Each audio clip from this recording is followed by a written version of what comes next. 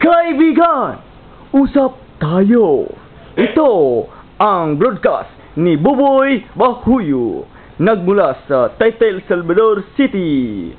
Ang tanong, saan nanggaling ang swine flu? Nakakahawa ba ito? Sagot ni reporter. Hello. Mayong hapon. Ay, kapon sad. Ang atong istorya karon. Unsay atong mahimo nga kita malayo tanay ngana nga mga flu lugar. Oh, Kana siya. what kind of flu? Kana siya, gikan na siya sa Mexico.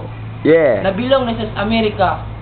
Kana siya naay kabog nga nangiti gikaos baboy. Unya ang tao gikaos baboy. Mao dayon tong giabot din na siya nga sakit. Unsa man na siya nga sakit? Kana siya nga sakit. Ayaw kay mo kabalaka ana kay kana siya dili kay siya delikado. Kailangan nanjud kitang tanan sa isa ka adlaw katulutan mahugas atong gamot. Ana ba? Pagkalable. Lisod man kay tanan nga dili ta mo kan kay aron pud bitaw kuno na tong lawas og maura na akong tambag sa inyo kay ako manager man ko sa kuan singalan